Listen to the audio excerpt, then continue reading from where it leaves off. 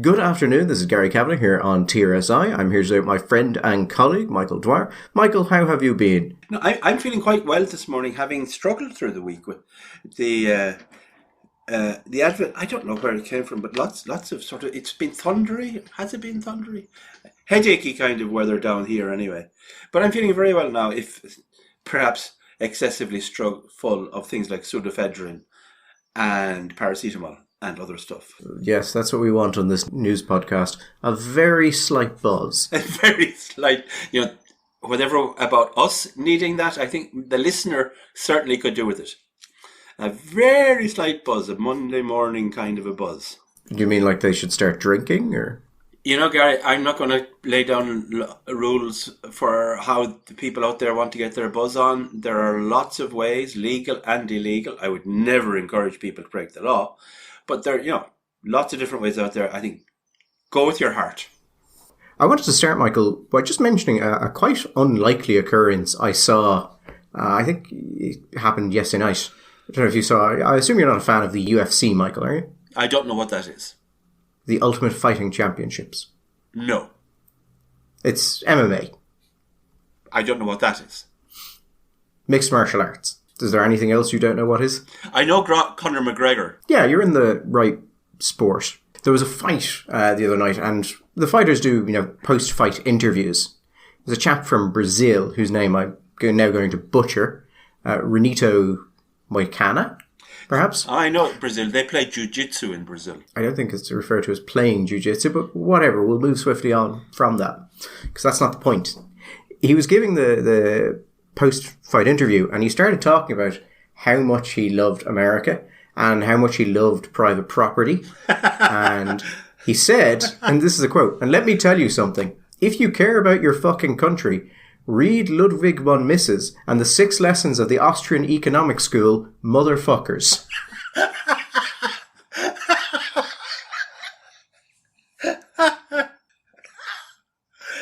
One, it's hilarious, but it kind of strikes me as a cultural representation of something that's been happening for a while, where cultural viewpoints and economic viewpoints to the right have kind of been converging. That's fantastic. The left is now substantially less working class. The right is becoming increasingly more working class. Yes, this is true. And now you have UFC is a very interesting sport because of the demographics who are most interested in it. It's incredibly racially diverse, but incredibly kind of libertarian and conservative as a sport, which is probably not surprising because it's not only a blood sport, but it's unapologetically a blood sport. And the people who are involved in things like UFC or the other MMA competitions have generally ridiculed any attempts to make the sport less bloody, less violent. I think appropriately. I think that's... If you listen to the people who want your violent sport to be less violent, all that you're probably going to end up with is those people still not watching and the people who liked it watching less. But just thought it was really interesting. Like a man just... man is clearly taking a couple of shots, bleeding... Being like, well, you want to save your country, you got to read that Ludwig von Mises. That's fantastic. So I just wanted to open with that. I'll put a link to the video. It was quite interesting. And the second thing is, Michael, obviously the Middle East is acting up. We've got some going ons there. But I just wanted to mention something that I'm going to deeply enjoy, and I think we can all enjoy, regardless of where we stand on Israel and Palestine or Israel and Iran. And that's the decision of the Irish government and the Irish Department of Foreign Affairs to get involved in some real heavy geopolitics. This idea that we're going to recognise the Palestinian state and that we're going to go over to the Americans and tell them that they should do it and that we're going to work with European countries to set up a critical mass that will recognise a Palestinian state and that we're going to use this somehow as leverage in other deals. And again, regardless where you stand on that, the idea of Irish politicians and the Irish Department of Foreign Affairs having to deal with even the British Foreign Office or the Americans on this or, the French. Heavy players in this. Yeah, the heavy geopolitical players. And I love the idea of us walking into that room thinking it's going to go well, because we have generally on foreign policy issues, Michael, been just very pleasant. That is our foreign policy. We are harmless and we are nice. And that is not how these countries do things. And again, I don't think you have to look forward to this based on your position on this. It's basically, most likely thing that's going to happen is it's going to be like a school child going in on the first day of school and telling a very large child that they're really happy to be there and that their mother drove them to school as they just get lifted up and fucked into a locker. Oh, this will not end well. But it's going to be very funny. The joke here, for those who are not familiar enough with these kind of matters to know it, is this. Our foreign policy is amateurish at best. And I mean at best. We do not have the capabilities, the skills, the intelligence that these other people have in relation to this. So we generally stay out of it because we actually know very little about it. And we're just not really involved in what are the geopolitical consequences of recognizing a Palestinian state. I don't think we've gotten particularly far down that track, whereas the Americans, the British, the French, they probably have some ideas on that they're not going to hesitate to make known to us in a loud and pointed fashion. So I'm not saying that what we're doing is wrong. I'm saying that we are absolutely unequipped to handle it. And it's going to be very funny because this is the sort of shit that you try and the Americans go, okay, now this is actually going to be something where we're going to have to stop smiling at you and talk to you bluntly about. And you're not going to like this conversation. Talk? They're not going to talk. They're going to break our legs. That's a wonderful economy you have, entirely reliant on our multinationals. It'd be a shame if something happened to it. It would be. That's exactly the conversation. That's a real fine economy you got there, ma'am. It'd be a shame if something happened to it. And I don't know if you saw Ivan Yates, actually, on... he was talking with Matt Cooper on their podcast. I thought you were going to say on the bus, but anyway, go on. No, I don't often encounter Ivan Yates on the bus. Doesn't strike me as a man who uses buses. Yeah, sometimes he is on the bus. But he was saying that one of the things that may have convinced Leo to quit is that Leo went over and tried to have an earnest conversation with the American administration about Palestine. And that what happened was he was basically taken aside and went, look, we love all the fucking cultural stuff and your visas and your, all that sort of stuff. But maybe you should stay in your fucking lane. Yeah, we love the Shamrock and the nice bowl and the Guinness and the Bono and the U2 and the Chieftains concerts. And that's great. But shut the fuck up. Yeah, we know we've been friendly to you and that's made you think we're friends, but we're not. And if you keep on like this, you're going to find that out real fucking fast. So maybe, maybe you just go back and you stand in front of the camera and you give your thumbs up and then you fuck off to the backwater you come out of. And we'll see you next year. Which, by the way, is going to be the stance if you start doing things. And again, I'm not saying that's morally right. I'm just saying that's what's going to happen. And if they manage to get this over the line and actually, get this done, God knows what they'll do. So I suppose we will stick to domestic politics for the minute, Michael, rather than going on about Israel and Iran and the end of the world. Just in passing, Gary, it is worth recalling whatever about the present president of Iran. The last president of Iran, Ahmadinejad, was a member of the Twelvers, and not even he wasn't just a Twelver. I think he was like a sort of a sect of the Twelver, and one of their core beliefs anyway was that the Majid is going to return and there will be the last great battle, the Armageddon kind of scenario. And if you can do what you can do what you can, in fact you should do what you can to help that process along, to precipitate Armageddon. For a nation that's in the process of developing, if it hasn't already developed, nuclear weapons, it's not a comforting thought, is it? When you ask the president, well, what do you hope to do this year? Well, I'm really hoping that if we get our heads down and we really work at it, we can bring around the apocalypse. I mean, we complain that politicians are too tightly briefed, that they're too PR focused. Yeah. I want to start the apocalypse is actually a refreshingly honest political opinion. And it's out there. It's an opinion as well, Gary. It's a personally deeply held opinion. It hasn't been tested in focus groups. The Middle East is an interesting region. Just interesting, generally. Okay. Yeah, that's my summary. You're going to be difficult this episode, aren't you? Interesting, yeah. You seem slightly giddy. Apparently, the ruins in Petra are just divine. And there's some really interesting archaeology going on in Jerusalem at the moment. Yes, it's interesting, Gary.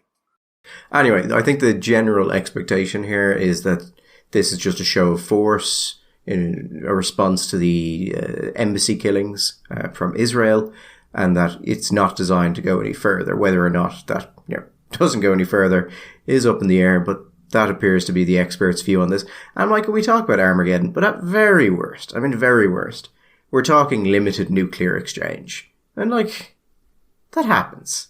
Well, 1945 was the last time it happened, and it wasn't so much as an exchange. It was a fairly one-sided experience. Yeah, a couple of nuclear weapons exchanged isn't going to do all that much damage. I hope you're right about that, and I'm reassured by your confidence. They're just not very good as conventional weapons. Gary, their functionality as conventional weapons isn't really what concerns me. But I think we should, as a principle, try and invest in the notion of avoiding the use of nuclear weapons generally. Well, let's not cut off policy options that could be needed. Yeah, okay, let's talk about housing in the inner city, Gary. Or tax, or the dental system, or the education system, or the caste report. Fine. If it makes you so nervous. No, not nervous. If I wanted to be feeling really nervous, I would talk about the caste report, but let's move on. Okay, so I suppose Fianna Fáil obviously voted for Simon Harris, bottling it, as we said they almost certainly would. And then Simon Harris also bottled it. Isn't it strange? I would not have had him down on £5 each way, Simon Harris, to bottle it in the first week or so. And it's a couple of bottles, Gary. It's not just the one bottle. It's a number of bottles. You could say they're big bottles or small. Okay, we'll start off with number one has to be Helen McEntee left in justice. I think, listen, at this stage, this has been commented on so consistently and so thoroughly that first it's a surprise, then it's a mystery, then it's perceived as a lack of courage. There are people out there inevitably spinning it as, in fact, an incredible act of courage. An act of faith, an act of bravery that he's facing down the far right. He's saying to the papers and to the media, you don't get to dictate what I want. And I think Helen is simply lovely. She's a lovely girl. I'm going to come out here and just give a view on this, Michael. So as the discussion rolls on, if the reader didn't see it, in the papers suddenly start appearing stories about how getting rid of McEntee would be a victory for the far right. And, basically just taking the general tone that Helen has to stay. I don't know this for certain, but I would strongly suspect that Helen McEntee's people placed those stories. And the problem there is that I think that's also the assumption of pretty much everyone else in politics. So when you then turn around and reward Helen McEntee by allowing her to stay in position, you look even weaker. Yeah, but everything about this, Gary, looks weak. For number one, the biggest problem is she looks weak, because she is weak. Weak in the sense of just bad at her job. We know from some of the polling we've seen on this that Helen McEntee is generally considered positively. Depending on when you do it, it kind of rides up and down. But in general, people are fairly positive on Helen McEntee. There's just one problem with Helen McEntee, which is that a lot of the polling I've seen indicates that people don't think she's competent. Yeah. They think she's lovely. Lovely. They just don't think she's competent. And if you were, let's say, a new leader of a political party who has a very short amount of time to convince people that they are different than their predecessor and are taking certain things very seriously in order to get voters back, kind of a problem if the person heading what should be one of your major points of reference is viewed as wildly incompetent. Yeah. So, not quite sure what you can do about that. Now, the phrasing I have seen on this is quite interesting. There's a lot of Simon Harris and his department plan to work very closely with Minister McEntee on his policy objectives, which kind of has a sound of, you're still in there, but I'm going to be in there every day. Yeah, it's right. The sense that Helen is going to get her very own special needs assistant, just for Helen, not for the rest of the class, because Helen needs this special help. Politically, the problem for Harris is that this is a real problem. It's not just a sort of a thing. First of all, he has decided, and I think correctly, to pivot hard in a traditional Fine Gael way towards crime and being nasty to criminals and to be bad to criminals and to cracking down on the crimes and all of that good old-fashioned Fine Gael stuff. At the same time he's doing this, crime and concerns about crime are probably higher than they have been for a very long time in Irish voters' minds, along with obviously the economy, but big time housing and immigration. Crime is actually on the agenda. It's on the horizon, especially in Dublin. And Dublin is somewhere where Fine Gael have to do well. So crime is actually on the horizon for the voter. So you want to deliver both the perception that you're going to be hard on crime and that you're actually going to reduce it, and at a time when people are thinking about it. It seems to me that having someone like Helen, because, okay, people look at her and they feel positively towards her. I'm not, God knows, very easily could be wrong. I'm not sure how much of that positivity is a sense that she is capable of doing a good job or doing a good job at all, but rather just a sense that, oh, she's a nice girl. And when it comes to voting, if this is going to be one of your key platforms, one of those things that you're going to use to differentiate yourself from Fianna Fáil and from, say, Labour and the Social Democrats and the Greens for that kind of middle-class, progressive, liberty kind of vote in South Dublin, you really should be putting someone in there who can sell that and comes across as being an enforcer and as being capable and competent to do the job you've given.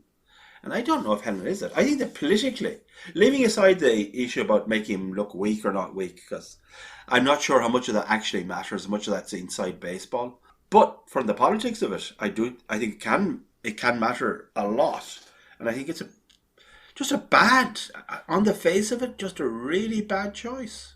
It is, and we'd said before that the interesting thing about Harris, or how to determine how this is going to work out, is whether or not he's going to be strong or weak.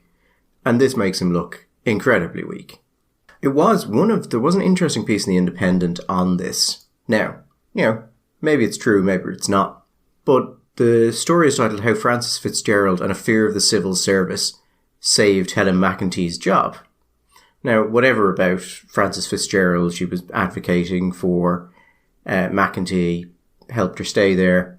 The piece also says that one of the reasons that a new minister wasn't put in was because it was felt that basically the civil service would run rings around them, that they wouldn't have time to properly get them in hand, and the civil service would be out of control. And the exact phrase is that the Taoiseach had concerns the civil service would prevent novice ministers from enacting significant reforms. Okay, does that mean, number one, that Helen McEntee has the department in hand? And secondly, okay, fine. I wait with bated breath to see what these significant reforms are going to be between now and the election that Helen McEntee is going to implement. There's an awful lot that these people take as, the way things have to be. When those things don't actually have to be like that, like if you're concerned that the civil service is actually going to stop your ministers from doing things if they don't like your minister, you can do things to change that.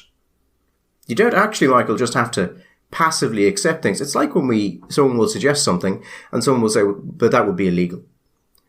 Yeah.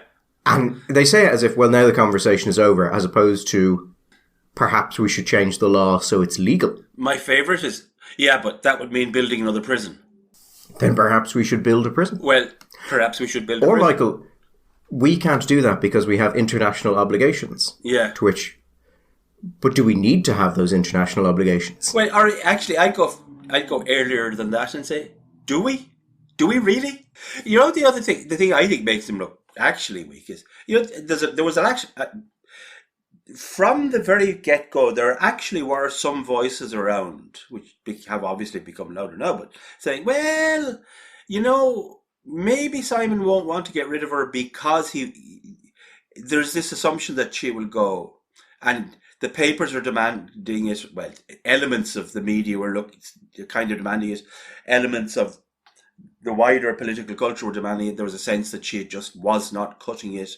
So that he was, in a sense, going to stand up to them and show how strong he was. But to me, without being perverse about it, that's a manifestation of weakness. And not to always go back to the same paragon. But in a context like this, I don't think Bertie Ahern would have given a flying fuck about what people thought of him and how this reflected on him.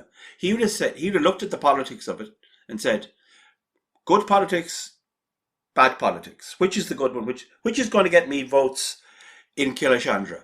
And he said, okay, I think Helen's just not cutting it.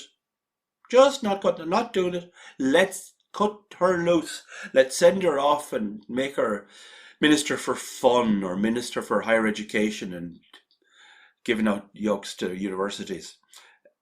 But let's get somebody into there, because he wouldn't care what the Irish Times or the Independent. I mean, he would care insofar as it affected the politics, but him personally couldn't give a flying fuck. And I think that the sense that you would do something in order to stand up to other opinion, to me, actually is actually the definition of a weak move. Shouldn't care. Yeah, it's one of those things where people want to be countercultural, so they just do the opposite of what everyone believes and then say that they're so above the prevailing trends. Like, no, you were entirely dominated by them. Yes. I mean, Michael, if you were a Fine Gael and you knew you have a year to turn this around, and someone says, you have a piece of this that is absolutely pivotal to you, and that piece is just Helen McEntee, would you feel comfortable that is going to be, reliable? I would be worried. I would be properly worried that we don't have somebody in there. And it's... I was having a discussion about this with somebody recently. They said, "Oh, this is about this. There's a definite element of misogyny to this." And I said, "No,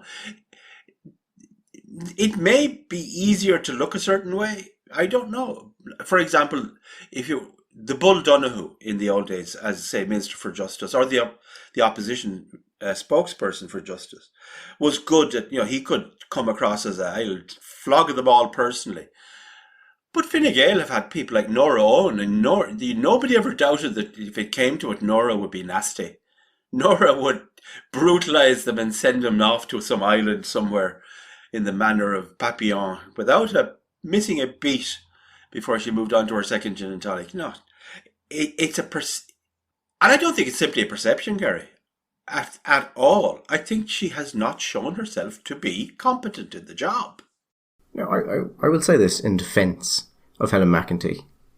She is probably about average for ministers in this government. That's not much of a defence, Gary.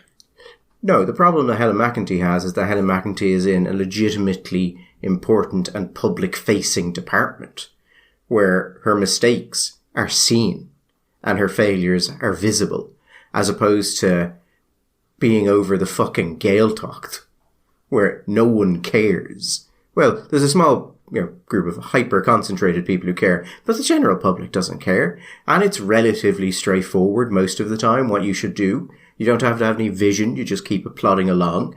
As opposed to justice, where people might say things like, Senator Lisa Chambers is saying that we should deport asylum seekers who commit serious crimes.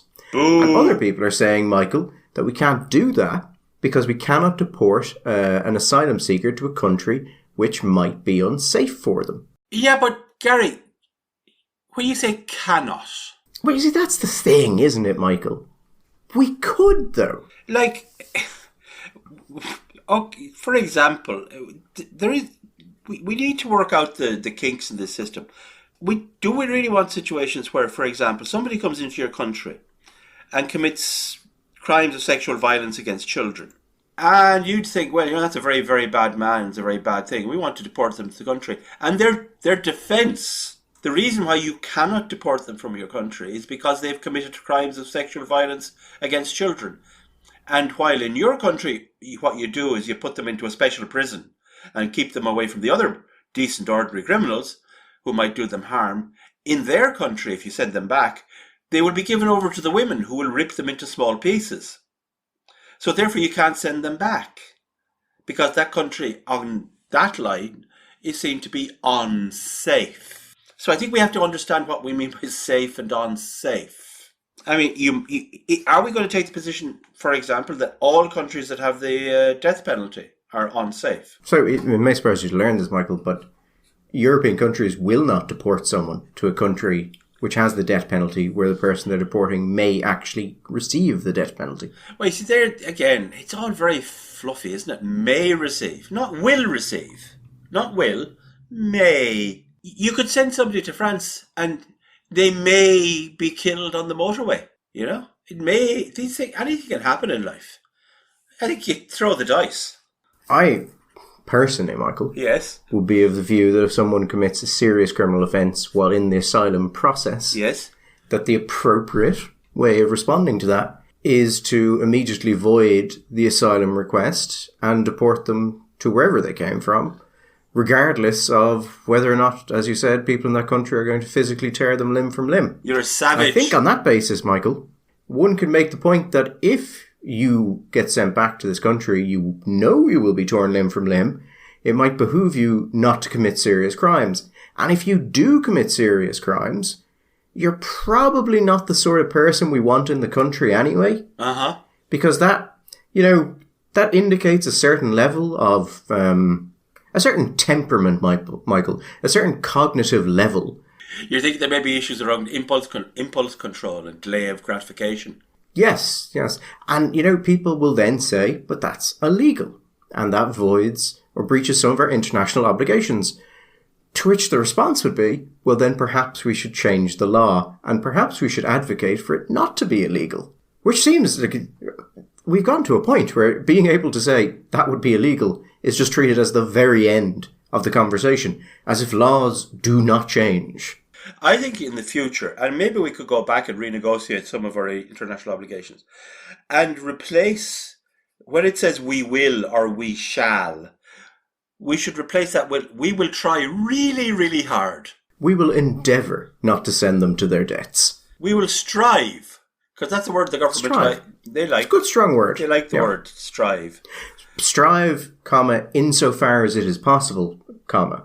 I think strive. I think if you comma, it loses the poetry somehow. But okay, you're the international law guy. And then we'll change the Irish translation. So it basically means kind of it's a vibe more than a command. Yeah. Depending on how we're vibing at the time, we will do our very best. It's one of those lines that get thrown around in Irish politics as if they mean anything, when they don't really. And you saw it with the cabinet reshuffle, to the extent there was a cabinet reshuffle. This line about, well obviously we need a gender balanced cabinet, or as close as we can get. Why? And these people need to be in cabinet, because if they're not in cabinet, well then we won't have anyone in this region. And it's just clearly absolutely not a runner that we wouldn't have a minister in that region. And you get the sense that these people actually believe that. But shockingly, Michael, you can actually put together a cabinet that doesn't have geographical representation everywhere or a certain balance of the sexes and do politically well because you're a competent government. It seems like people are shocked by this thought.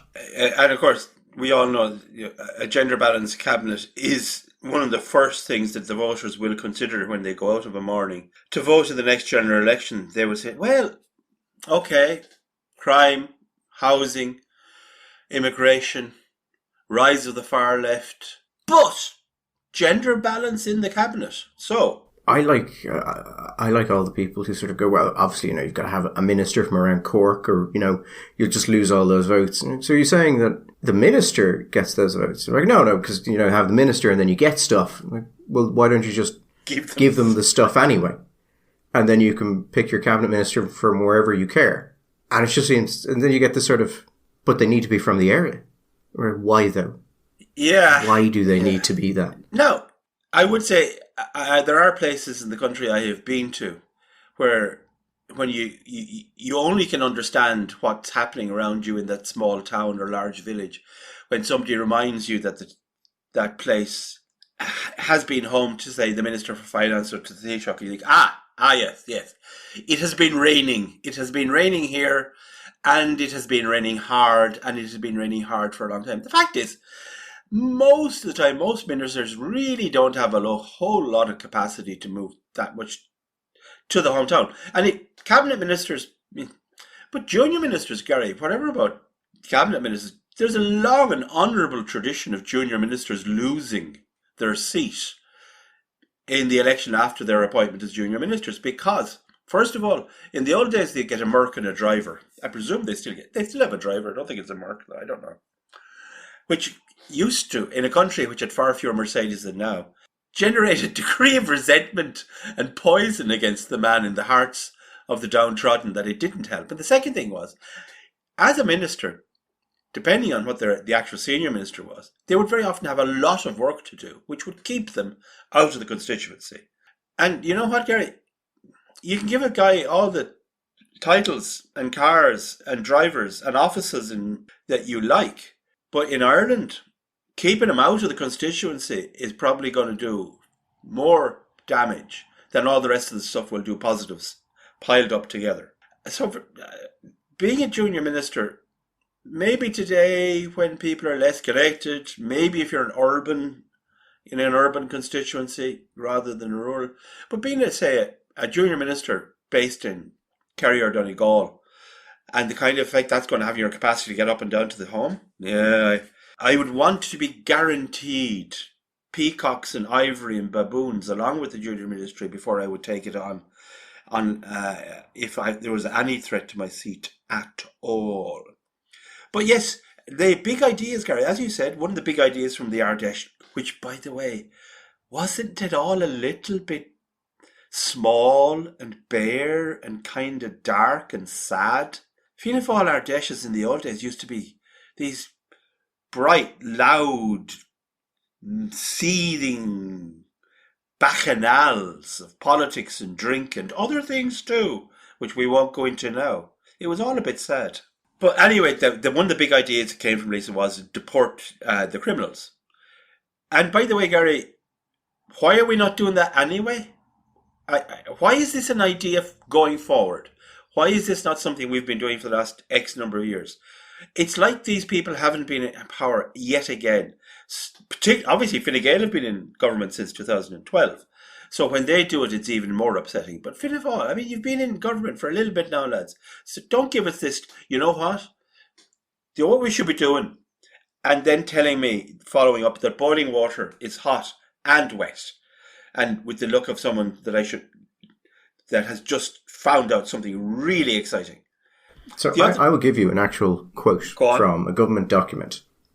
So you may have seen Ken Fox during the week. He published a piece where he had FOI'd things from the Department of Justice. There was a long, basically, court case back and forth. Yeah. Because they didn't want to give it to him. And the document contained a number of lines, but one of them was that they, basically the department is aware that the majority of asylum seekers are economic migrants who are basically using that to gain access to the state. And on that, Michael, you would assume, knowing that, you might say things like perhaps the decision to allow people to work earlier in the process may in fact be drawing people into the process. You mean like a pull factor? Like some sort of pull factor. Like someone would look at that and looking at a 5-year long process in which they couldn't work at all might think, well, that's kind of shit. But looking at a 5-year process where after the first year they can work, because working is what they want to do, might go, actually, you know, that's 4 years at an Irish wage, and then I'll probably be allowed to stay. And even if I'm not, and I go home, I've made, you know, X times what I would have earned here. And that a reasonable person might actually decide that's worthwhile. But I wrote to the Department of Justice and I asked for the same FOI. By the way, if anyone is ever reading, newspaper or anything like that that mentions an FOI that you are interested in, you can just ask for that FOI and they'll just give it to you. And there's no, wait a month or anything like that. They'll just send it to you. Usually pretty quickly, usually within a couple of days, sometimes the next day, sometimes that day. So I got the documents just to have a look at them. And there was an interesting line I found in it because these are briefing documents that were being put together for Minister McEntee. Yeah. So presumably, Michael, Minister McEntee is aware of everything in them. But there was an interesting line. They have a section on criminality and deportation. Yeah. And they make this note that the process of deportation can be stopped by the lodging of an application for international protection. And there is widespread awareness of this. Widespread awareness. Yes, and applications have been lodged by individuals who have been in the state for many years and who, up to the point of deportation, again, this is for criminal matters, never felt the need to make such an application. And then it says this, Michael. It is not desirable from a public safety perspective that individuals with serious criminal records or other offences considered suitable for deportation should remain at liberty in this state for a prolonged period while the state deals with potentially vexatious applications. Sorry, Gary, no. Do you not... Now, this was in 2022, Michael. Do you not get the very strong sense that was a briefing document written by a civil servant who would fall into the category known technically as a sarcastic bastard? That is a man, it seems to me, or a woman, having a little bit of fun. Like, never felt the need. That was not a necessary phrase. Also, not considered desirable. Not considered desirable. That is, that's a lovely piece of civil service. There's an offence in the army, in the British Army anyway, probably the Irish Army too, called dumb insolence. Do you know what I mean? Dumb insolence, which is where a soldier, when interacting, a private soldier, a non-commissioned person, interacting with an officer, doesn't say anything but radiates this disrespect. It's dumb insolence. Now, this isn't dumb, but there is an element of insolence about it. Until this happened, they never felt the need to apply. Having criminals wandering around the gaff is not considered desirable. Well, yeah. That's very good, Gary. No, I forgot some more you might like. Go on. Obviously, there was a moratorium on deportations during the COVID years. Yeah. With the only exception being cases where there was serious levels of criminality. And the department, this briefing document for McEntee, looks at the trends in this, how many deportation orders are being made, how many are actually being carried out. About 30% of any signed in a particular year appears to be. But then they go into what is the current situation like. And they say we're seeing unprecedented numbers of people seeking international protection. They say there were 12 to 15,000 applicants expected in 2022. And then they say the sense is that the majority of these are economic migrants as opposed to those seeking protection from their home states. The international protection process is perceived as a means to an end, that end being access to the labour market and a better standard of living. Then it says this. Without a functioning deportation system, the state has very little ability to reduce pressure on the immigration system or deter inappropriate applications. Accordingly, a review of the current approach to deportation would be considered prudent. Prudent. Which kind of sounds like they're saying, we don't have a functioning deportation system in any real sense, and perhaps it would be good if we did. It sounds very like that indeed. But it's not exactly what you call surprise, surprise, is it? Actually, Michael, you wanted to, on the topic of research, you wanted to talk about some private polling you've seen. Well, there's at this time of year makes it sound like Christmas. We are now, what are we? A month and a half, 2 months out from an election. Europeans and locals, but also possibly, Gary, maybe general is still in the air. That word is, but there's going to be a general election in the next 8 or 9 months, 10 months anyway. So there's a lot of polling going on. The polling comes, they're doing it for the media, for the papers, but they're also, you got parties. So there are lots of bits of data floating around in the air. Now, I came across some which, well, there were two things I thought I was kind of curious about. One, the first thing to say is it seems to be the case that all of the political parties in the Europeans and in the locals are performing well when polled for named candidates, put it like that, are polling below what they're polling in the national polls. I don't know what that means, except maybe that the actual, even though they in an election, what you would normally expect people who have an established profile against unnamed candidates or candidates with no profile would have a little bit of advantage. Or would you? What do you think? I mean, you'd expect the people that they recognize the name, that they'd get a few points extra because of that. What I'm hearing is that a lot of the parties are underperforming in both the locals and the Europeans. Obviously depends on the strength of the candidates. Certain candidates are overperforming, people good names. But it looks like the parties are going to do worse than expected. It doesn't seem clear where those votes are going to go. That's well, two things. The one I was curious about was because I've said on this podcast before, and I think both of us kind of in a sense, that we don't necessarily think that things are as dooming for Sinn Féin as a lot of commentators do. That Sinn Féin have a flexibility and a capacity to react that they've shown already, which means that they can reconnect with those voters that they have lost. And even in that decline from, say, 37 down to 25 or 24%, those votes are gone, but they're not forgotten. That unless those voters have an alternative when they go into the vote, they may return to Sinn Féin. There may be people who have become disenchanted or disaffected, but when it comes to it, they'll come back. They're not completely alienated from Sinn Féin. That was my sense. So, a couple of things. First of all, in one of the polls we saw, I saw anyway, that Sinn Féin significantly underperforming what they have been showing in national polls. I mean, kind of dramatically.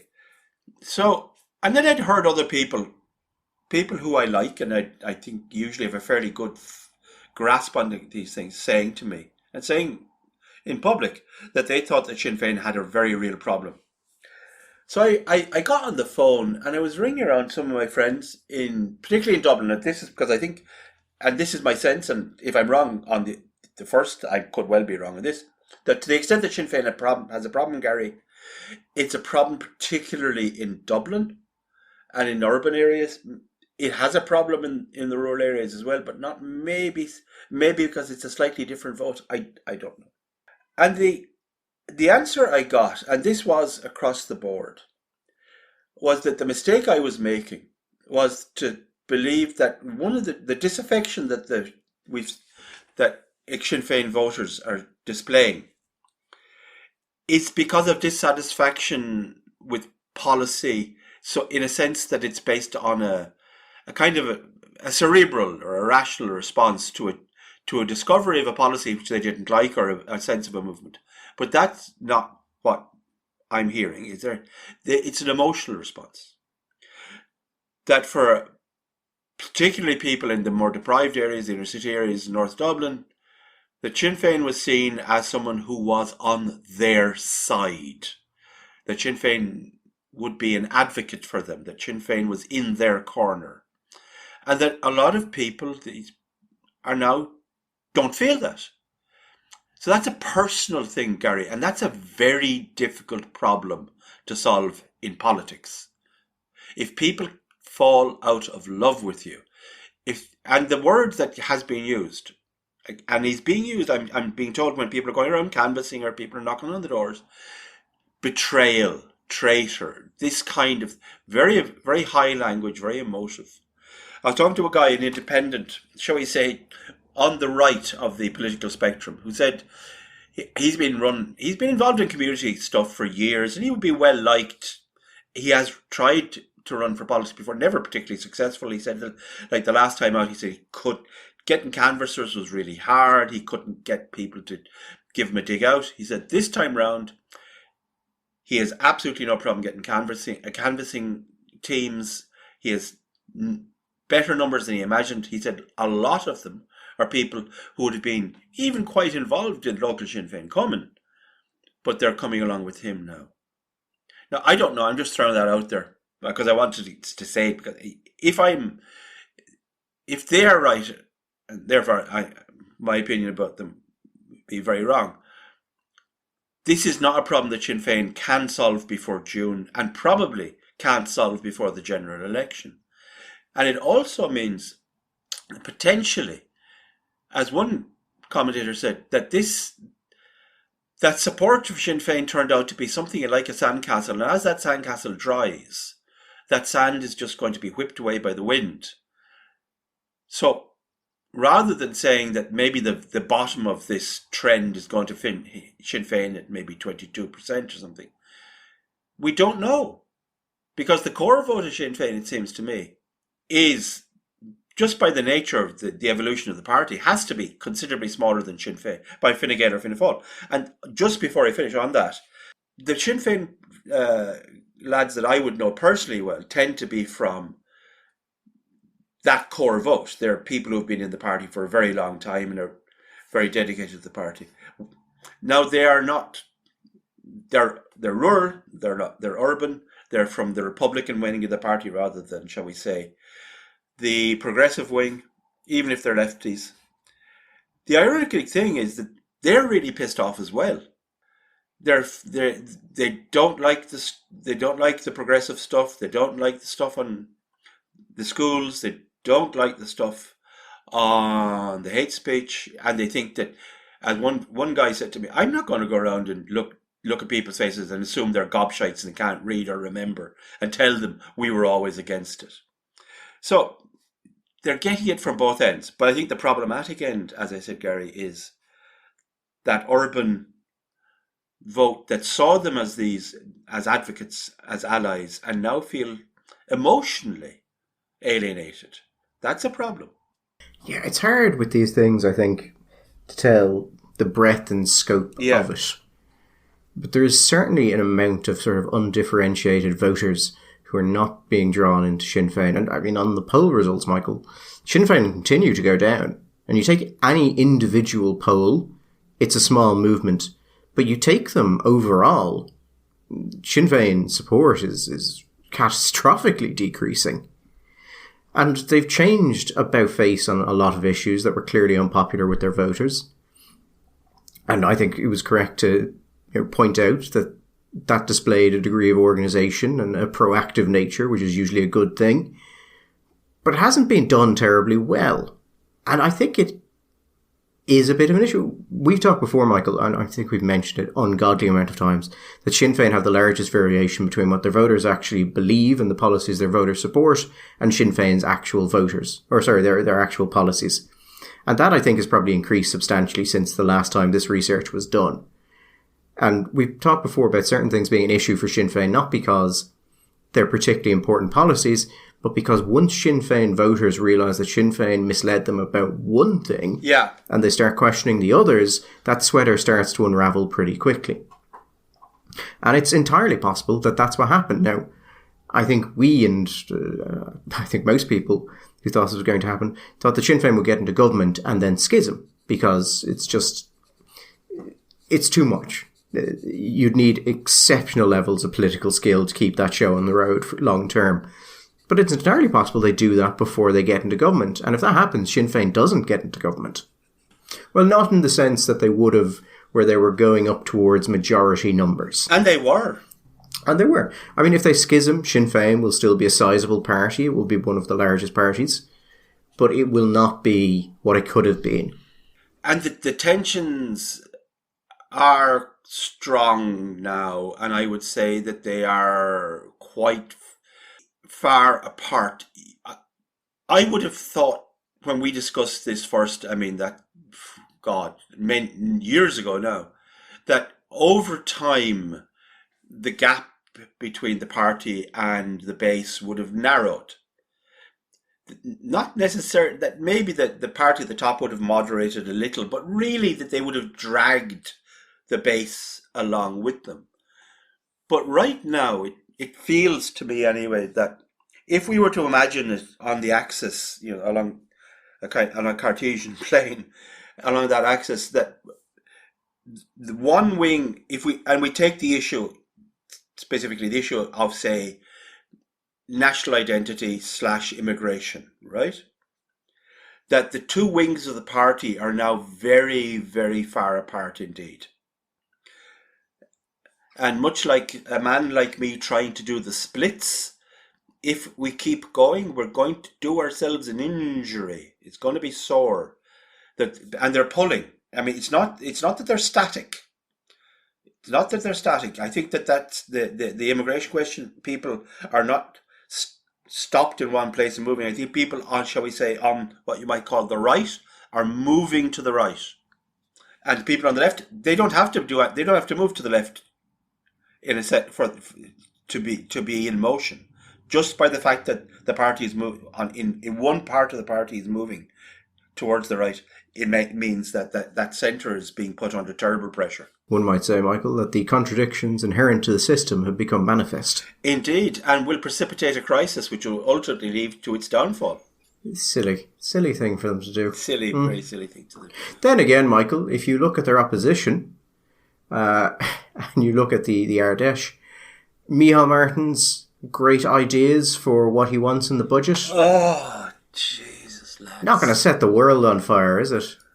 It really does feel like your granny's shopping list, doesn't it? It's just a so €10 boring. Increase in child benefit, a €12 pension boost, further cuts to childcare fees. Yeah, but the childcare fees, how is that going to work? Are they going to give the money directly to the parents to make the choices that they want to choose about the nature of their childcare? Probably not. No, God, no. The thing I don't understand about this was, firstly, it is unimpressive is being kind to it. I mean, entirely without ambition or even purpose would seem more right. But the other thing I don't understand is, why lay this out now when Harris hasn't laid out his proposals? Because if you say we're going to increase child benefit by a tenner, that enables Harris to just go, we're going to increase it by 20 quid. So why, so far ahead of an election, set this out when it is so utterly unimpressive that setting it out gives you no benefit? Like, if Martin put forward something that Harris would struggle to match, yes, or that people would look at and it would get picked up and it would become ingrained in the mind as this is a Fianna Fáil policy and therefore make it difficult for Harris to take it, I could understand it. But this is just nothing.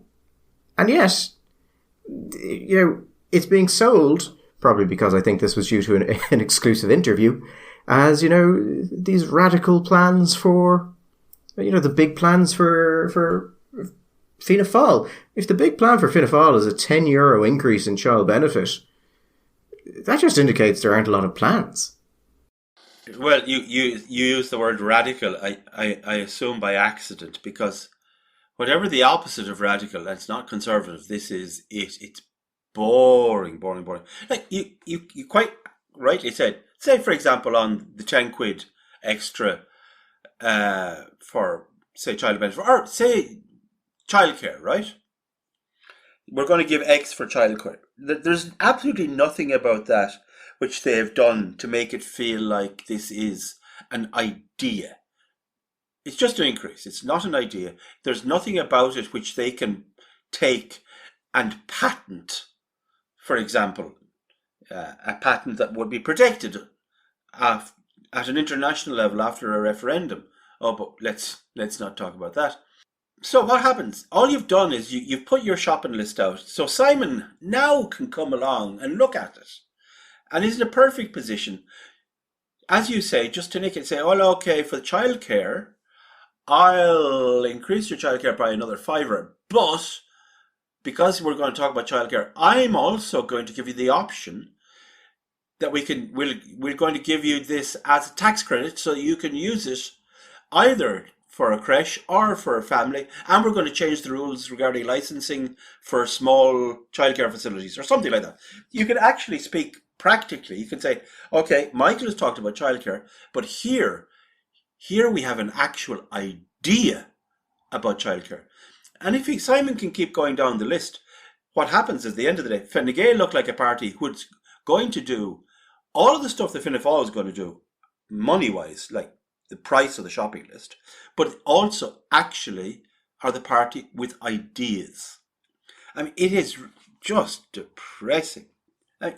When Bertie Ahern put whatever it was, a 10 or 15 or 20 quid on the price, on the old age pension 30 years ago, that was an idea.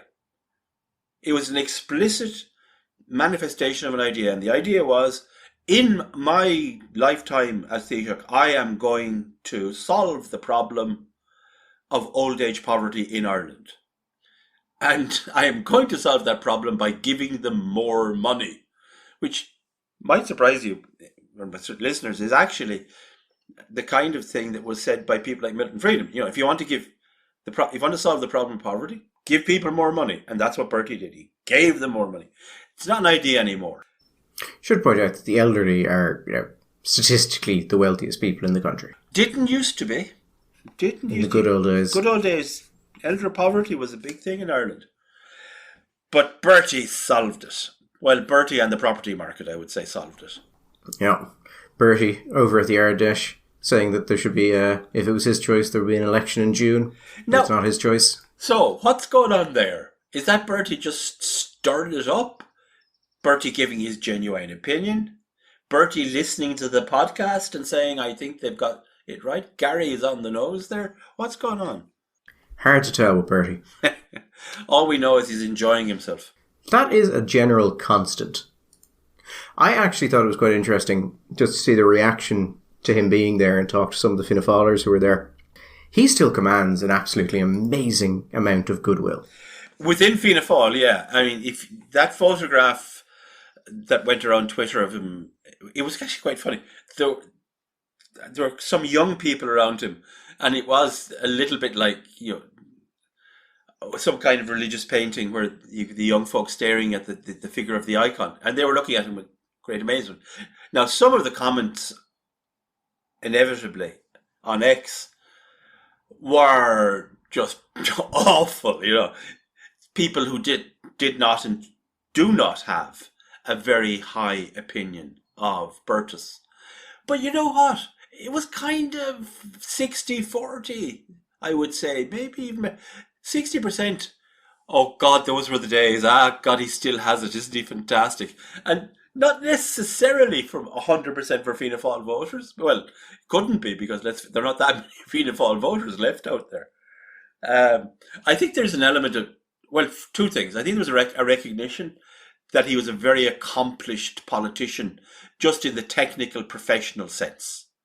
His job was politics. He did it exceptionally well. And then there's also that element of, we were young and times were good and we didn't know how it was all going to end. And wasn't it lovely to be alive? Oh, it was, what's that? Is it Wordsworth? Oh, very heaven it was to be young and to be alive, or something like that. So he does have it. I'd be interested actually to see some polling on what the general public thinks of Ahern. I think blaming Ahern for the crash, I think, was never particularly solid. I know he was publicly blamed for it, and the political parties were very, very happy to heap that blame on him. But I've gone back and looked at the manifestos of the other parties as we were coming up to the crash. And if anything, their complaints are that Fianna Fáil under Ahern had started to cut back. Like, this was not Ahern going on some tearaway that destroyed the country while everyone else stood in the wings going, lads, this is going a bit off the rails. If anything, this was Ahern going, this is going a bit off the rails, and everyone else going, no, fuck you, spend more. Like, there was no fiscal prudence from anyone else. Nothing that would have changed anything. No, I wouldn't let him off the hook.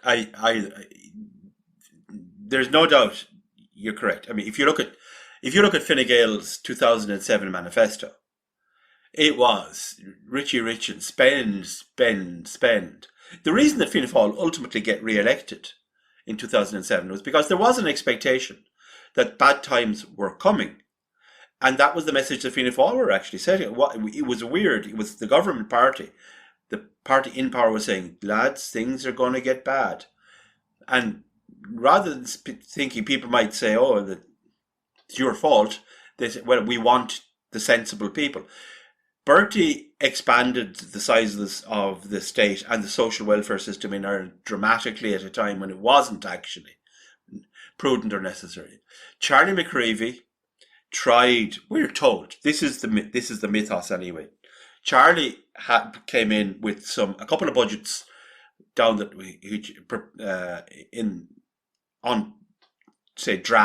draft form, which were basically going to be constricting.